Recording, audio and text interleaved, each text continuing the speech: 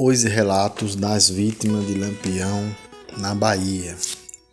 Nos velhos tempos do sertão nordestino, na época do cangaço, onde quase sempre a justiça estava junto aos mais fortes e destemidos, uma família se viciada poderia ter os seus membros, principalmente mulheres, marcados por resto das suas vidas.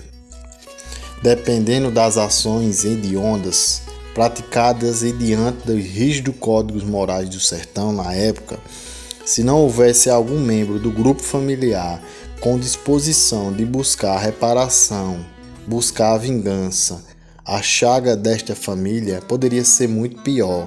Consequentemente, a cortina de silêncio era ainda mais forte. Para as vítimas e seus parentes continuarem tocando a vida em meio a muita dor e sangue derramado, um remédio muito comum era o total negativa em comentar fatos e tentar buscar o esquecimento. Existiram exceções. Foram os crimes mais sanguinários e bárbaros praticados principalmente contra famílias inteiras, ou casos onde serviços foram tão brutais, tão hediondos que chamaram a atenção de todas uma comunidade e agora estão registrados em matérias produzidas sobre o tema. Outras exceções foram os raros relatos produzidos por jornalistas durante o período dos conflitos, mostrando a dor daquela gente que vivia nas regiões esquecidas, distantes do Brasil.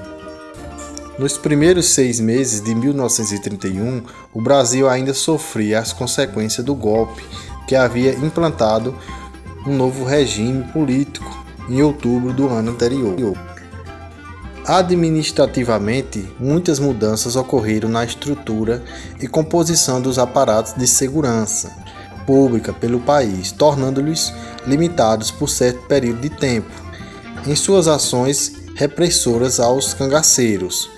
Isso facilitou muito a vida dos bandolheiros errantes pelo sertão nordestino, principalmente do chefe Virgulino Ferreira da Silva, o Lampião. Neste período, este grupo atuava principalmente nos sertões baianos, onde praticava suas rotineiras rapinagens e as atrocidades não eram incomuns. Aparentemente, tantos foram os acontecimentos negativos naqueles primeiros meses de 1931 que o jornal A Noite do Rio de Janeiro enviou um correspondente e um fotógrafo para o cenário dos acontecimentos. O interessante é que, mesmo lendo várias páginas deste período, estranhamente não foi divulgado o nome do jornalista que realizou este trabalho. É dito apenas o apelido do fotógrafo, João Batatinha. Provavelmente por questão de segurança, o nome do correspondente não foi divulgado. Os dois enviados do período carioca seguiram no dia 20 de abril de 1931 pela estrada carroçável que ligava as cidades baianas de Uauá e o Senhor do Bonfim, passando em vários locais que anteriormente haviam sido atacados pelo bando de cangaceiros de Lampião. Um dos primeiros relatos foi conseguido no lugar São Paulo, a cerca de 40 quilômetros de Uauá. Ali Lampião buscou acertar contas com Manuel José Cardoso, conhecido como José Pequeno. Testemunhas comentam que principalmente escutaram o tropel de cavalos, seguido de som de chocalhos batendo e vozes gritando os palavrões. Lampião, que estava na ocasião com óculos redondos e escuros, chegou com seus homens em galope largo. Cercaram sem demora o sertanejo José Pequeno e perguntaram se foi ele que, de outra ocasião, avisou os policiais a localização do bando naquele setor.